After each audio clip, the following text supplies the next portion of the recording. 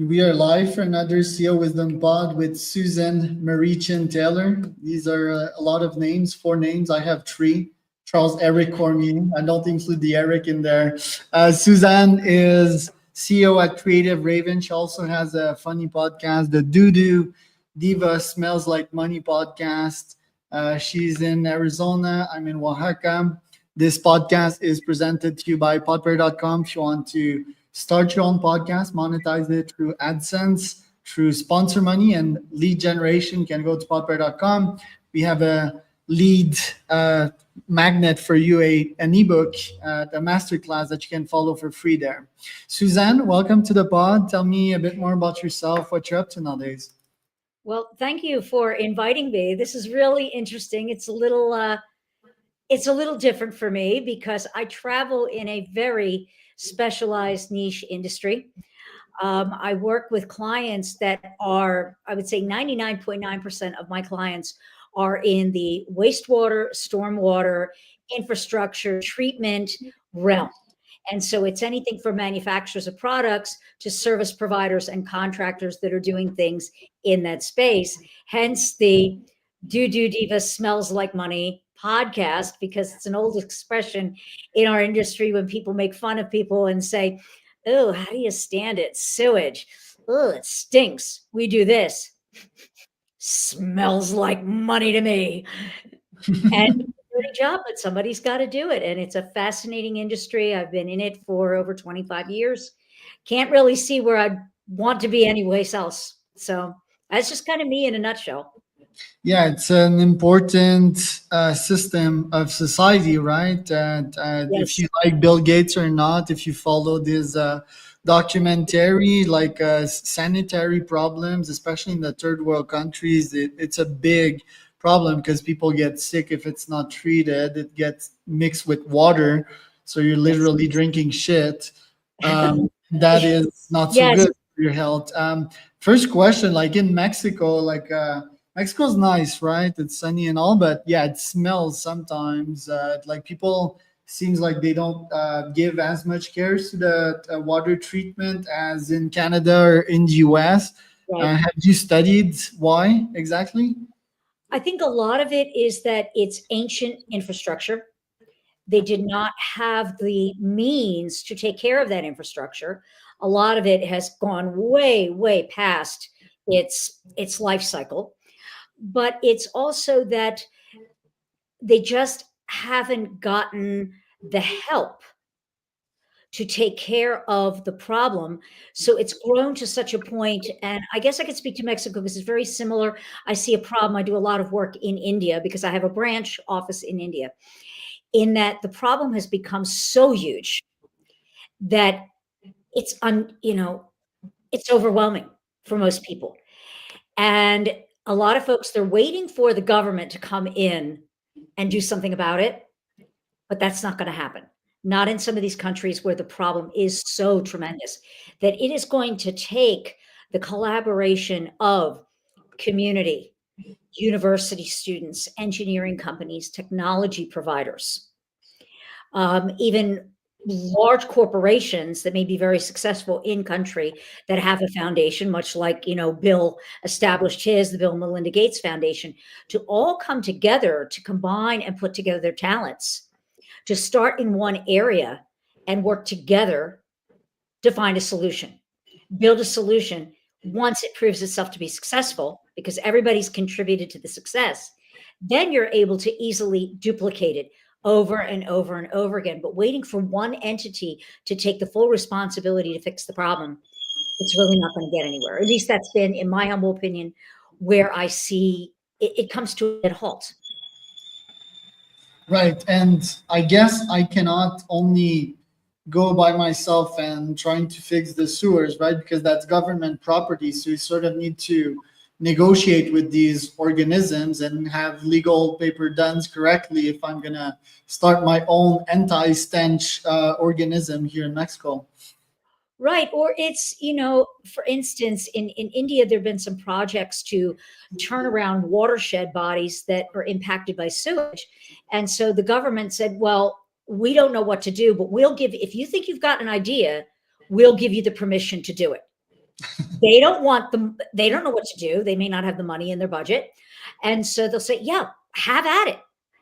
As My God. long as you don't disrupt what we're already doing and make the problem worse. And so they get everybody together. And it was a phenomenal project in the Bangalore area where they actually were able to turn the ecosystem of a lake completely around. It took 10 years, but it was a major corporation that had its office park and facilities along this lake, community activists, an engineering company, universities, everybody got involved. 10 years later, that lake is back to where it was like 100 years ago. And so, what has that done? Well, people now want to work at that company. People want to live in that community that's surrounding that lake. It's now become a great recreational center. People are renting spots to have events there for their family and parties. And so, what once was a land that everybody just wanted to avoid at all costs, now it's become the center of that business and residential community in this area. So I think it's a great example of how entities, they all have the same goal. We all need clean water. We can't live without it. I mean, this sounds pretty desperate from the government in India. That's because they probably are, but I wouldn't trust Charles with my sewage water. Yesterday with my jacuzzi, I bought like a chlorine puck on Amazon. This chlorine puck, it goes in the toilet, not in jacuzzis, and now my jacuzzi is making foam. So I wouldn't trust myself with anything regarding treating water sewage. What specifically do you do for your clients? Do you market to actual US cities? Do they give you big long-term contracts? Like, tell me more about the business aspect of what you do. Like I said, I work with manufacturers and with contractors, and in most cases, they are going. It's really more for those types of companies. It's B2G, not necessarily B2B, and it's very long sales cycle because a lot of it goes out for bid for RFP, and so a short sales cycle is maybe 6 months. Typical sales cycle 18 months, 24 months, and so we provide the marketing and the outreach and the storytelling and keeping people engaged with that audience so that when it comes time that they're going to put that tender out, as they call in some countries, or we put an RFP, request for bid, that company is going to be at the top of mind. Like, this is a technology that I want to incorporate or I want to utilize to solve my issues at my city or at my utility. And so we do everything from the traditional marketing because it is a lot of old school people in this industry. I call them yellow pad and paper group, but they're retiring out, and so it's now going to the digital realm, and a lot of storytelling and content marketing, website development. So we become an outsourced marketing department for most of these companies. Right.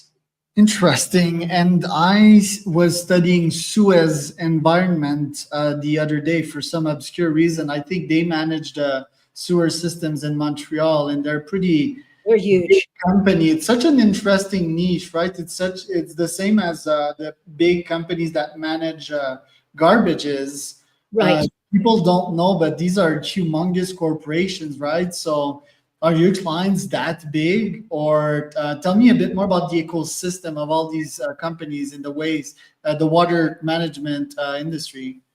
Well, typically not, because most of those type of companies, when they're playing at that level, they have their own huge marketing departments, or they're dealing with a very expensive advertising agency. Where our niche is those specialty manufacturers that are doing a good bit of dollar work, and not startups, small to mid-size, but they want to grow and they need to tell that story out there. We feel that we can do a better job helping those smaller firms because we're working directly with the owners, the founder, the person that invented that widget that does whatever, or that large sewer service contractor who has a great reputation in his region, but now maybe he wants to bolt on some additional services. How does he let his clients know, hey, by the way, I now do this too? You've trusted me to do this work. Now I can do this for you as well. So those are the type of clients that we really can do the most for, as well as skilled trade businesses that, like your plumbers, your trenchless technology, lateral fixers, for lack of a better term, drain cleaners, folks like that, that there is a tremendous amount of competition in their area, but how are they going to attract that homeowner, that property owner? It's helping them craft that message that is going to resonate with that decision maker and want them to choose you above everybody else. Right. And isn't, well, what's trendy globally, I guess, in the waste management industry is eco responsibility, right? People are sort of knowledgeable about the fact that if we keep on burning this planet, we won't probably live for long, or kids won't at least. Is that like part of the marketing agenda here? Like, what do you mostly promote when you work with them? I would say it's becoming something that's coming a little bit more to the forefront. One of the big pushes right now is under the Build America, Buy America Act, is that companies that are BABA, I guess you will compliant, are really pushing because of all these government set asides and kind of brownie points for buying and building with American and American made products. So sustainability is coming to the forefront, energy usage. These companies that we're helping market, if they have something that is really going to help these entities that are responsible for dealing with the waste to save the money on their treatment costs, to not use as much electricity, to reduce the amount of byproduct, because it is a natural byproduct when you're dealing with waste treatment, and a lot of times they call it sludge. You've got sludge disposal costs, which are starting to go through the roof. If they've got something that can help with the reduction of that sludge so that there is less that has to be put into a landfill, or odor abatement. Oh, God bless you. Odor abatement. Any of those things that comes really to the forefront in the messaging. Another thing is also if you've got an entity that's having problems with permit compliance.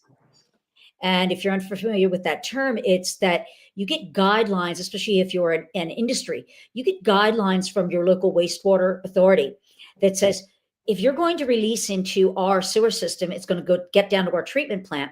There are certain things that you have to abide by and certain levels that released water has to comply with. And if you don't, we're going to start coming after you with fines. And the more that you don't deal with it, the more zeros they're going to start tacking on to those fines. And so I see that is really something that's coming more and more to the forefront, is these innovative companies that are trying to come up with solutions to address all of these pain points in wastewater treatment. Right. Let's head it off before the pass. Like a big thing that's coming up right now is PFAS. There's going to be legislation coming down on that. What are we going to do? Hey, that's great that you passed this law, and we understand it is a problem, but how are we going to fix it? Right. And your podcast, is that the main goal, like educate people, or is it a B2B podcast? The podcast was really established for people in the industry. Our tagline is delivering industry know-how from industry pros who know how. And so it's really for anybody that is involved in the industry.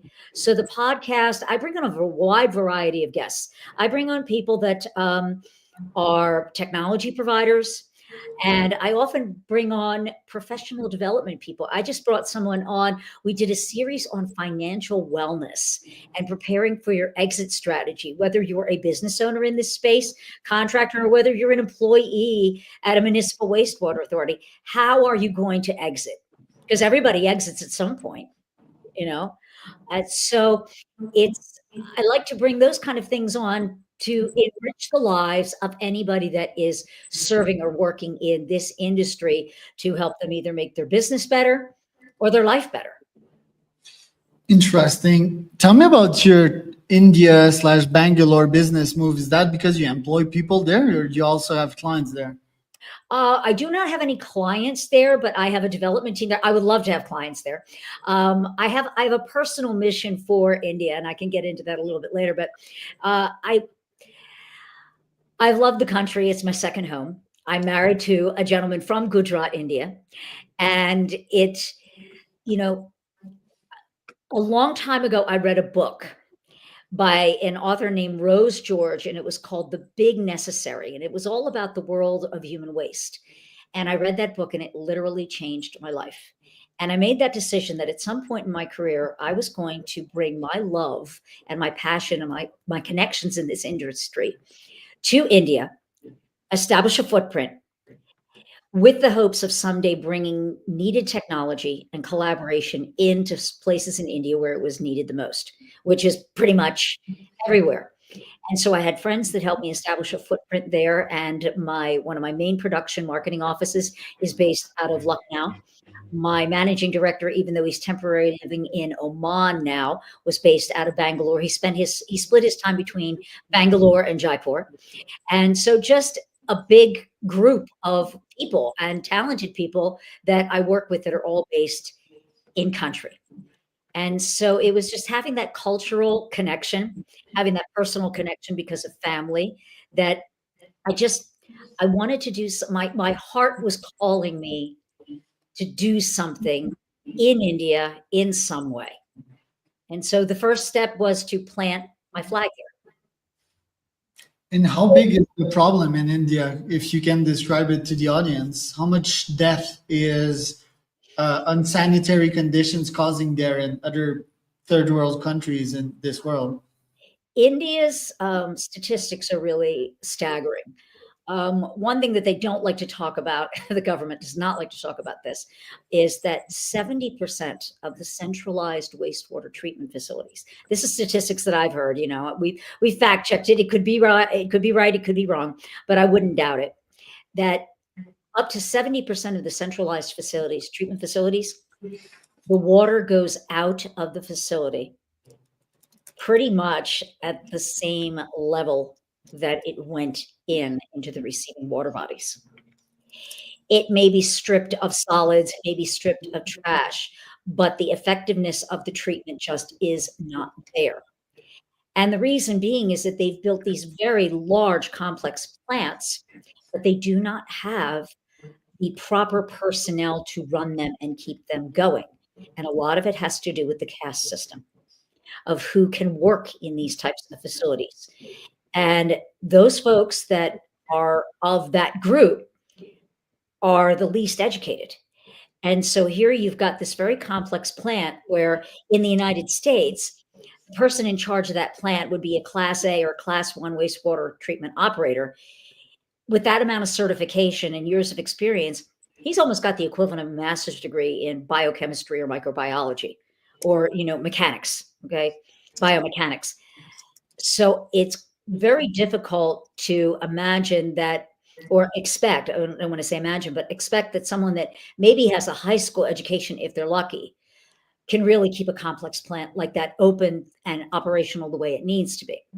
The other staggering statistic is 94.8% of mortality in children under the age of 5 and elders over the age of 60 is directly connected to waterborne illness. 95%? What? 84.8% of the mortality is directly related. Holy moly, that is crazy. Yeah, people are literally like washing It's them. dysentery. It's like, we don't talk about, but it's dysentery. yeah, We don't like to think about cholera, but dysentery is a lot of it is that you eat you have contaminated water, and all it takes to make you sick is I forget what it actually is, but there is enough bacteria in 1/1000th of the size of the head of a pin. I mean, we're talking teeny, teeny, teeny, tiny. If you ingest it, that if you don't have a strong immune system, it could kill you. That's Yeah. how powerful the bacteria that is in fecal matter is. Yeah, and I believe that is It's a about right. The statistic that you named, yeah, that is crazy, and that is, like I want to visit India myself, and it's a reason probably not to go. It's quite. It Oh, no, seems no, dangerous. don't let that hold you back. Don't let that hold you back. I've spent months there and I never got sick once. You just have to go in because you're not from there. You don't have that little, we call it the little Scooby-Doos in your gut because you weren't born there. That you just have to be very careful how you eat and how you drink and where. Always branded bottled water. If it's a clear bottle, they've basically taken it from the tap and made it look like it was no, it must be a sealed branded bottle of water. Do not drink cold drinks with ice. Only drink hot tea or coffee because the water's been boiled, so it kills off anything that might make you sick. No raw fruits or vegetables unless you're able to peel them. You brush your teeth with bottled water. And when you shower, keep your mouth and your eyes closed tightly. And if you're careful, like I said, if you're careful, you won't get sick and you'll have a wonderful, wonderful time. It is one of the most amazing countries to visit. And the people are wonderful. Food is wonderful. The colors, the fabrics, as you can see, I'm wearing something from India. The colors, the fabrics, the jewelry, just everything. It's a feast for the eyes. The closing your mouth, sure, the eyes is interesting in the shower. What if it's a hot shower? No, you just try. I mean, you just step away. What I'm saying is you try not to swallow the shower water. Yeah, That's what I mean. Just don't try. Or if you do, make sure you spit it out and get it out of here. You just try not to ingest water if you can. right. And regarding the solution to that problem, we talk about empowering the community. That's certainly powerful. What about technology? What other solutions, scalable solutions, that is some that I've heard from Bill Gates, could we use to fix that problem? See, this is the interesting thing about our industry is that there's a lot of new, what I would call disruptive technology that's being developed. However, the industry in North America and even in Europe, most of your developed nations, they're very, very risk adverse to any new technology.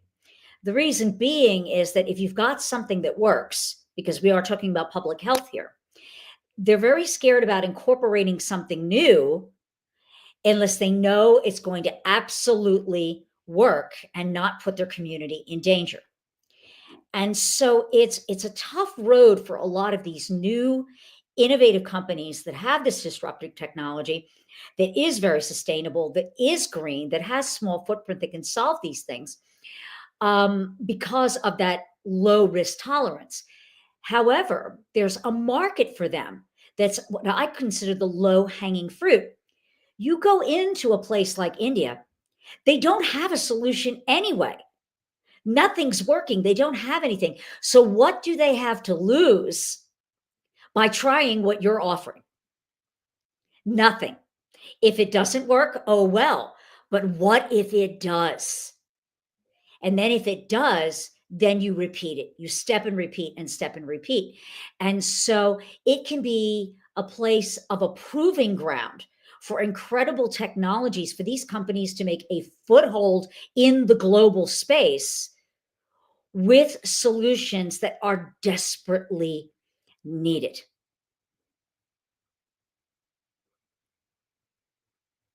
Charles, you got muted all of a sudden. Yeah, I'm back. Okay.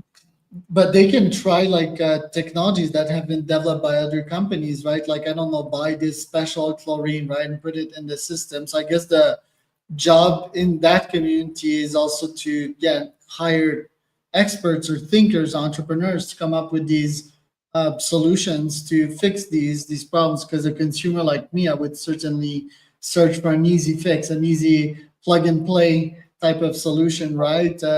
So are you seeing some innovation in that space? Yes, I am. And I think a lot of it, when you're going to be entering countries like this where the systems are antiquated, or the people that have to run these systems or maintain them are maybe not as educated as others, is that if a company is going to come into a place like India or Mexico or, Uruguay, third world country that's really struggling, is they must be willing to plant their flag and keep people there that know what they're doing to train and bring the locals up to speed until they're comfortable enough to stand on their own. Hmm. Because any of these technologies are going to be complex. Now, there are some that I'm seeing designs coming through where you're looking at it and going, this is so simple. It's elegant that it's a no brainer. Why wouldn't I want this? But yet, if you've never worked with anything like this before, that's going to be scary. So you're going to want someone to be able to hold your hand and help you until basically the little birdie can fly out of the nest. And so anybody that's going to want to come in, they just can't be coming into a country and saying, and this is why India is so, they're a little bit fearful of these companies coming in from other places, is that they've been through this. People come in, oh, I've got this great solution for you. Here it is. Give me the check, write the check. They put it on, they turn it on, and then they walk away. And it's kind of like leave them at the curb and saying, okay, good luck, have a good life. And that's why it fails. Yeah, you need to empower people, I guess, is the end conclusion here, Yes, and believe in that's them. the missing piece, Charles, is the empowerment after the sale. Yep. And I see that a lot in the United States. We do that because it's easy for us. That's the one thing I love about this industry, is that the companies, the manufacturers, and the contractors that truly, truly succeed in our industries are the ones that are there for the customer after they get the check, after they get on the line that hath dot, that they are there. This is like a fire company. It's a 24/7 business. If a water main breaks or sewage is pouring out up into the street, it's not like, oh, okay, well, I'll get to you in 2 weeks when I have a truck available. No, you are there now. And so it's understanding that you're kind of an on-call industry in many, many ways. Suzanne, thank you so much for the value added today, the energy. Where can people find out more about you? They can learn more on my website, of course, which is creativeraven.com. You can find more about me on LinkedIn, on my company page, Creative Raven, on my personal page. Publish a lot of content there, and also the podcast, which is the Do Divas Smells Like Money podcast. Suzanne Chin.